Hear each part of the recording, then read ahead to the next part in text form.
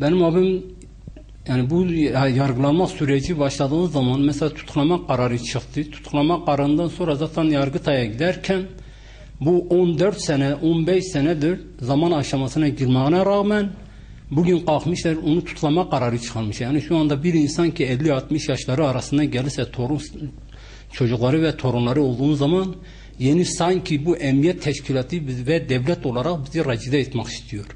Yani racide olmak nedendir yani? Bizim herhangi sicilimiz bozuk değil. Şu ana kadar bir esnaf olarak, bir ticari olarak biz çalışıyoruz.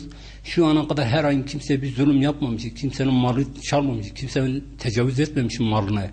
Yani bunlar devlet olarak, emniyet olarak sanki bizi bilinçli olarak bizi takip ediyor. Mesela abimin oğlu hasta olduğuna rağmen ameliyat olduğu gün, ikinci günü hemen İstanbul'da takip etmişler. Orada çocuğun yanında aynı hastanede ve odasında çıkarıp götürüyorlar. Ondan sonra onu alıp götürüyorlar çocuğun yanında. Onun hanımı diyor ki ya bayağı götürüyordun, niye onu çocuğun gözü önüne götürüyor? Çocuk hastadır, bu kadar zaman rahatsızdır, ameliyat olmuş. Bayağı çağıradın, gizli bir şekilde götür. Kalkmışlar demişler yok teyze bizim görevimiz budur, biz ne yapayım? Diyorum yani bana da aynısı yapılmış. Ben daha 2 sene önce Elazığ'da 2010'da Elazığ'da çocuğum hastaydı. Onu da götürdüm Elazığ'a hastaneye yatırdım. Aynı gecede tutuklama kararım çıkmış. Benim hiçbir haberim yok, bilgi yok, bir tebliğat bize gelmeden takip etmişler. Aynı o gecede beni de orada yakalamışlar. Onlara yalvarıyorum çocuğumuz hastadır, birkaç gün idare edin. Hayır, idare etmek yok. Çocuk hastanede kalmış, beni ayrıca almışlar götürmüşler, bir gecede gözaltına bırakmışlar. Ondan sonra Elazığ'da beni götürdüler gözaltına bıraktılar. Bir tane polis bana diyor ki, diyor bir mesele var, diyor ki adım çıkana kadar canım çıksın. Desin adınız çıkmış bir kere. Yani dedim adımız çıkmış diye her tarafta bize baskın mı gelecek? Her tarafta bizi mi arayacaksınız?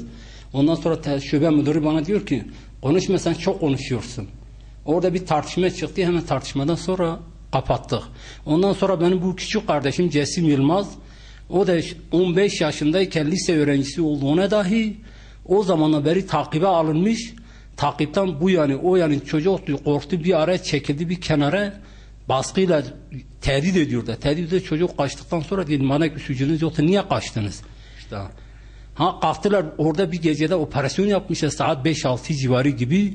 Operasyon yapmışlar, polis ve emniyet teşkilatı zırhlı araçları almışlar, belki var 10-15 tane arabayla evin etrafını sarmışlar çelik yeleklerle, evin içine girmişler, silahlı vermişler önlerine, millete baskı yapmışlar bir nevi yani sanki, hatta oradaki millet demiş ya nedir hayırdır yani terör mü burada var, ne olmuş size? Biz burada 15 sene buradayız, bir gün bizim suçumuz yoktu, biz sicilimiz bozuk değil, niye bize böyle baskı yapıyorsun? Emniyet müdürü demiş ki kusura bakmayın bize talimat gelmiş, silahlı mücadeleymiş. Bizim aile olarak şu ana kadar biz kime karşı silahlı mücadele yapmış ya? Biz şu ana kadar devlete kime karşı bir polise bir tokat atmış ya, bir mücadele yapmış, bir tartışma yapmış ya? Yani şu ana kadar biz gelmişiz bu yaşa kadar, ben 45 yaşına gelmişim, biz bir polisle bile tartışmamışız. Bir askerle bile tartışmamışız. Yani bizi tanıyorlar, biz devlete karşı, herhangi polise karşı bir silahlı mücadele yapmamışız. Niye bunlar bu kadar bize psikolojime bir baskı yapıyorlar? Yani eğer biz burada esnafız, yani bugün esnaf olmasaydı diyecektik ki buranın vatandaşı değiliz, bize baskı yapıyorlar. Yani bu devletin zulmü sürekli vardır. Yani mazlum insanları ezmaktır. Yani bu milletin yani resmen kendine karşı düşman çıkarıyorlar.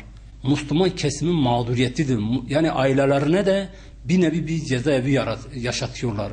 Veya onlara işkence veriyorlar. Yani eğer bugün ben kendim cezaevinde yaşadıktan sonra ben her şeyi biliyorum. Ben 2 yılın içinde 5 tane cezaevi değiştirdim. 5 tane cezaevi değiştirdikten sonra hatta bana 3,5 ayda fazla bir ceza verdiler.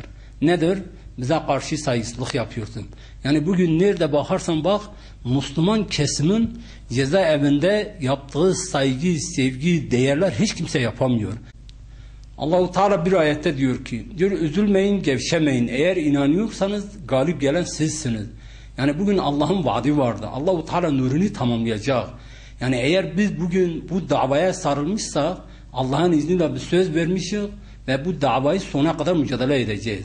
Allah'ın izniyle bu cezaevindeki bütün arkadaşlara da özellikle selamlarımızı söylüyoruz ve Allah-u Teala kıyamet gününde de bunun hesabını hepsi tek tek verecekler. Yani bütün arkadaşlar gerçekten sıkıntı ve zorluk içerisindedir.